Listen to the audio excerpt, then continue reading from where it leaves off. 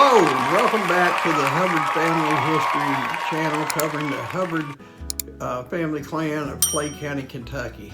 We're covering in this series of videos the history of the Hubbard family from the pre-800 Viking times to today's times, over 1,200 years of Hubbard history. This week we're going to continue on with Mamaw Hubbard, her side of the family, the Gray side. And we're going to cover about half of the 14th great-great-grandparents, generation 16 back. I apologize for the length of the video, but we have names of about 160 people in generation 16 out of a possible 65,536. Good Lord willing, next week we'll finish generation 16. Then looking ahead, if it be the Lord's will, we're going to do the next 2 weeks will be 17 and 18, and then 17, and then 1 week we'll do 18 and 19 the following, and that will complete it. I finished going back as far as I can take them. So let's watch a pre-recorded video of the first part of the 16th generation back. Okay, James Murray, his father was Sir Patrick Murray, born in 1555 in Scotland, died in 1601 in Scotland. His wife was Agnes Murray, and of Black Barony. She was born in 1542 in Midlothian, Scotland, and died in 1601. James's wife, Bethy Mall, her father was William Mall. That's all we know about him is his name. His wife, her mother was Mary Cranston, born in 1554. Edinburgh, died in 1624 in England. Then we go to William Henshaw. His father's name was John Henshaw, born in 1500 in Sussex, England, died 1540, so died relatively young. John's wife was Joanna de Lockwood, and that's unfortunately all the information we have on her. William's wife, Marjorie Gill. Her father was Christopher Gill, born in 1502 in England, Somerset, England, died in 1581 to 79 years old. Died on Christmas Eve, looked like. And his wife was Margaret Wheeler, and she was born in 1515 in Surrey, England, died in 1604 in England, so 79 years old, I think. And we have John Rhodes Garlick. His father was Robert Rhodes Garlick, born in 1504 in Yorkshire, England, died in 1540, so he was only 36 years old. His wife was Anna Philpott. She's born in 1504, died in 1535, so she died even younger at 31.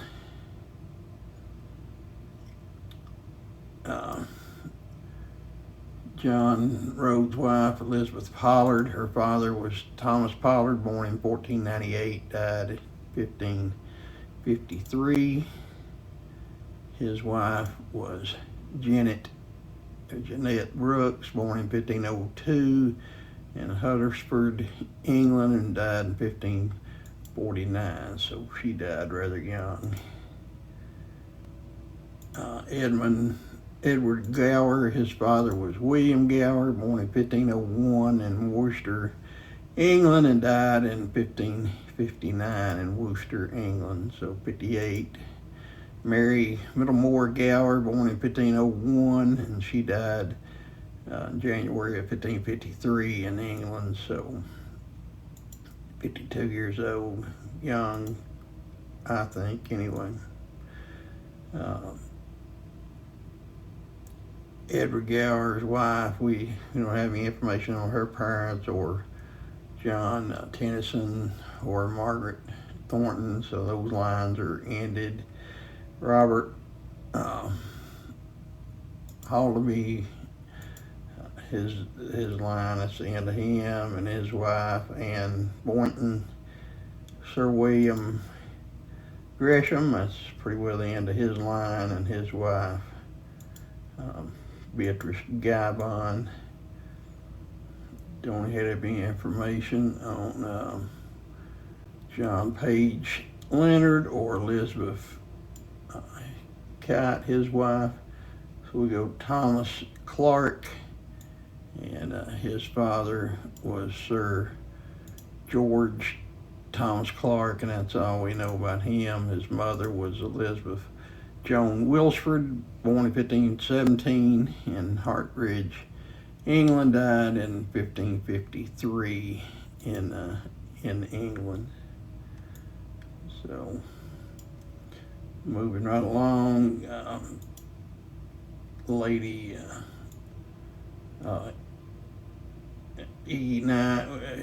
Thomas's wife, we don't have any information on her, so we go to Sir Matthew Court. His father was Sir Clement Court, born in 1500, died in 1541, so rather young at 41. His wife was the Lady Elizabeth Hogben, born in 1500, died in 1592, so she lived 92 years old, so pretty good for then or now.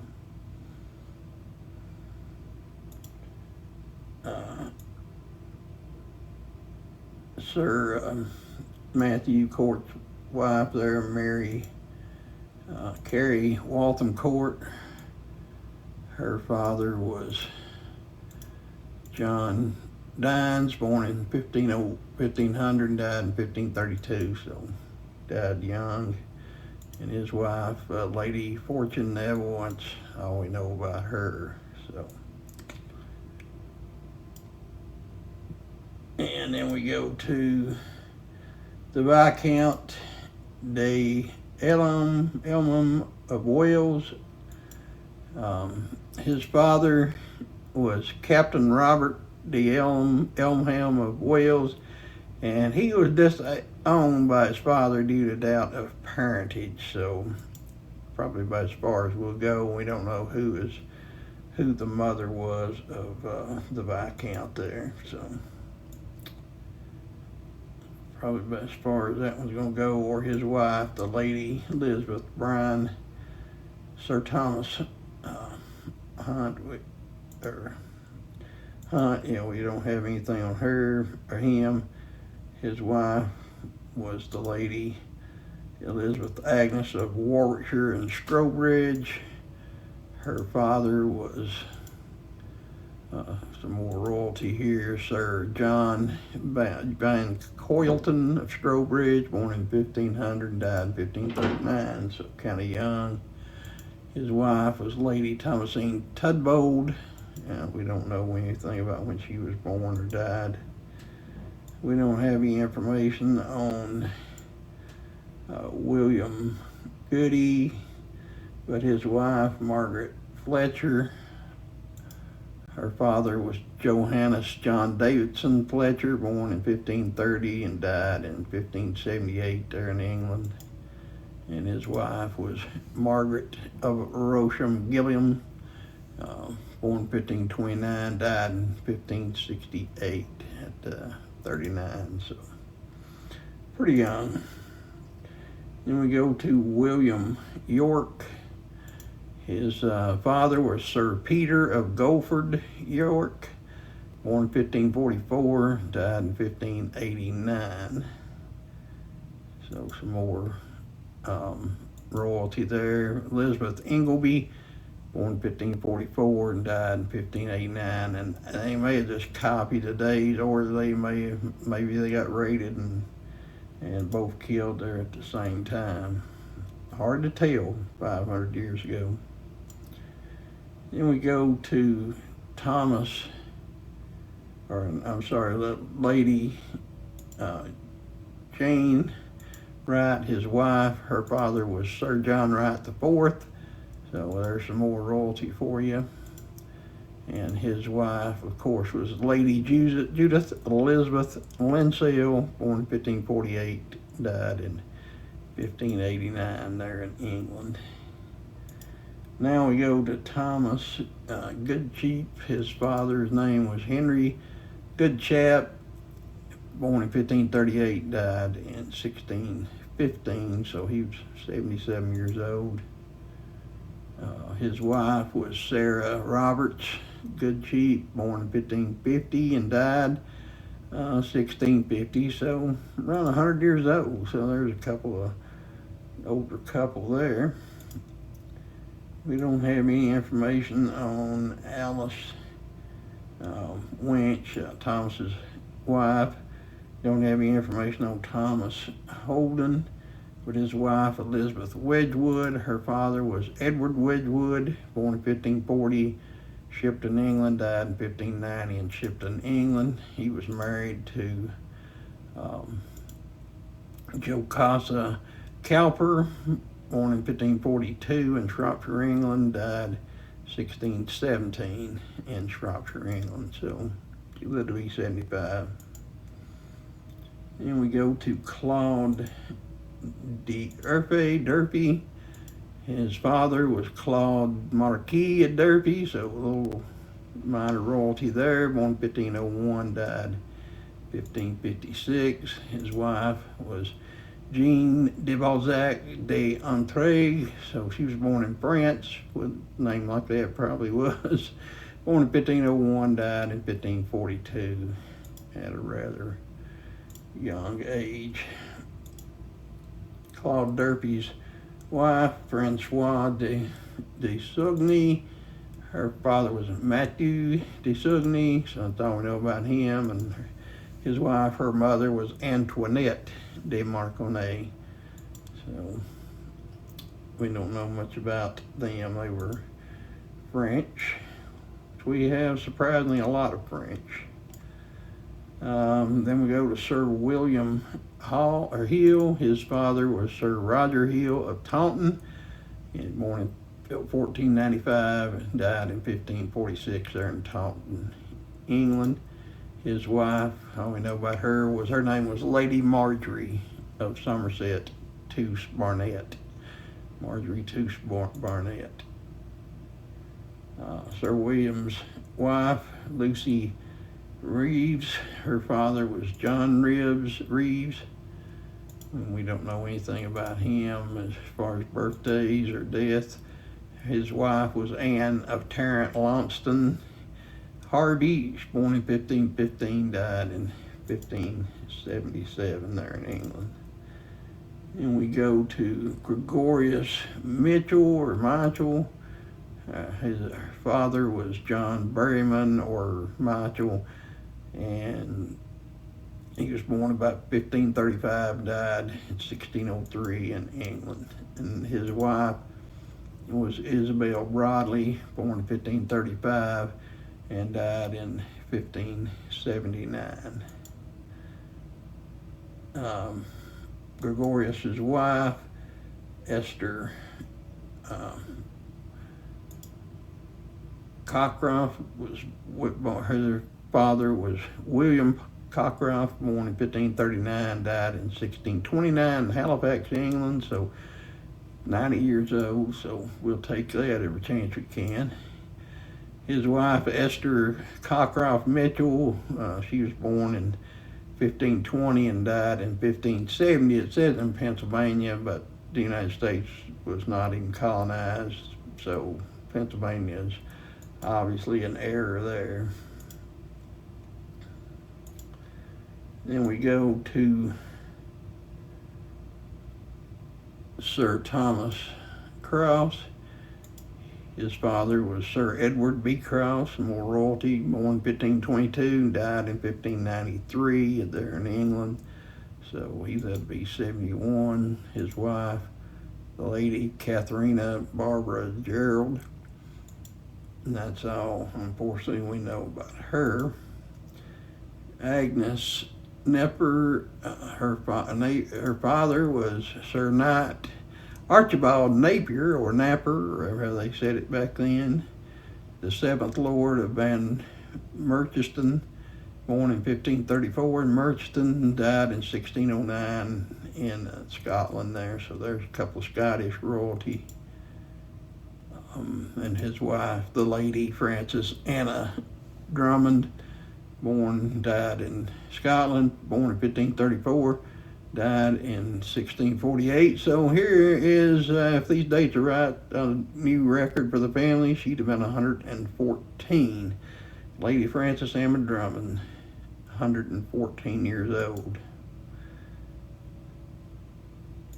And then we go to Thomas Dysing, and his father was Christopher Dysing, born in 1536, died in 1590. And his wife was Marlem or Mary Ann Spooner, born in 1540 and died 1562. So she died pretty young, about the time that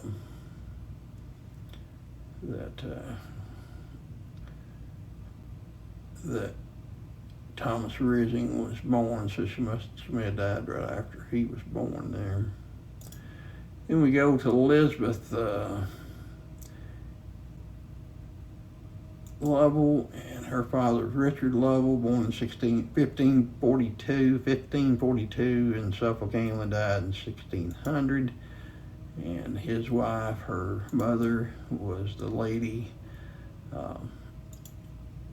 Anne Elizabeth Paris, born in 1532 and died in 1591 on the last day of March. So as a reminder, these are all 14th great-great-grandparents. So we got about 160 out of this generation, so unfortunately this is going to be kind of long. Have nothing on Larry Freeborn. The only Larry I think we have in the family so far. His wife Lois, her father was Aldo Christian Spence Evenson, born in Ipswich, England, so looks like not far from Monks Ely, born in 1520 and died in 1580. And his wife, we just know her name is Elizabeth Winnan. So it's the end of the line for Richard Rousseau and his wife Elizabeth. Sir William Wilson, his father was Sir Thomas Wilson, a member of Parliament, so he was some royalty there, born in 1524 or 5, died in 1581 there in London. His wife was Agnes Annie Winter, born in 1528, died in 1574 there in England. So she was a dame, so let's say more royalty there, a lady. William's wife, Margaret Turner, her father was Sir Hugh Turner, born in 1530 and died in 1556, so 26 years old. And his wife was Alice Winters, born in 1530 and died in 1574. And we go to John Benner, and John's father was Sir Thomas William Benner, born in 1518, died in 1618. So there's another centenarian there, another 100-year-old member of the family. His wife, Grace Hughes, was born in 1514, died in 1582. John Benner's wife, Mary Ann Rees, her father was Thomas William Hawkins, born in 1523 and died in 1624. So there's another one to rack up, 101 years old. So there's some long-lived people here. His wife, Elizabeth Whitwood, was born in 1523 and died in 1624. Yet another 100-year-old, so there's 101. So there's hope for us there, Tim. And Joseph McCurdy and his wife Nancy Craig, their line ends here. John Riddle and his wife Margaret Humphrey, their line ends here as well. Then we go to Anthony Brokesby. His father was Robert Brokesby, born in 1450 and died in 1531. He was married to Alice Shirley, and that's all we have on her. And Sapcoat, can't go any further with her. Frances Lee, it's the end of that line. Elizabeth Thomas, it's the end of her line. Leonard Yate, as far as we could go with him. His wife, Joan Precy, her father was Henry Precy, born in 1470, died in 1523, and he was married to Joan Ashendene, so that's all we know about her.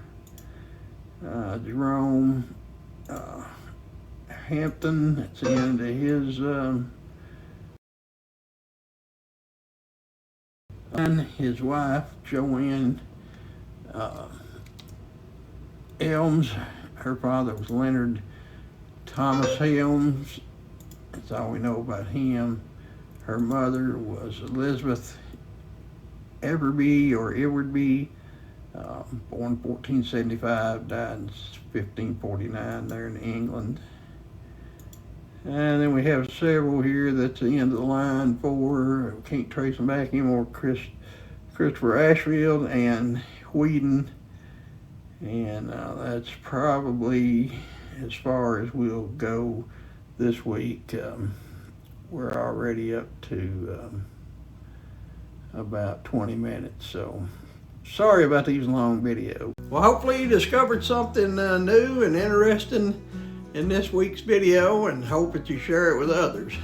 Our sponsor this week is a short look at a new movie coming out for the holidays called Gone with the Grass. Hey there, movie lovers. Today, we're going to talk about a film that's sure to captivate audiences 4 years after its planned 2024 holiday release. It's none other than Gone with the Grass. This timeless story, directed by the talented Jong Yimou, takes us on a breathtaking journey through the heart of the lawn. The film's visuals and special effects transport us to a world where the grass is the only thing that matters. The movie's plot is just about as captivating as its visuals. It tells the story of a prince of the ants, in love with the queen bee, who's determined to make his mark in the world. No matter what obstacles he faces, the adventure is non-stop. It's a classic tale of forbidden love set in the micro-world of your lawn. Ant bee, destined for a happiness until... Wait, is that the sound of a lawnmower? What will our heroine and hero do? Gone with the Grass is a must-watch for anyone who appreciates storytelling and visuals. So, I highly recommend giving it a watch. And if you have seen a trailer, let us know what you thought of it in the comments below. Thanks for tuning in. And don't forget to follow and subscribe for more movie discussions. Until next time, happy watching. Okay, well, I hope you enjoyed that. Maybe be something you want to see. Next week, good Lord willing, like I said, we'll finish the 16th generation back from us, our 14th great-great-grandparents. Until then, dear friends, share us on Facebook. Stay safe, stay well. But whatever else you do, stay Hubbard. Peace out.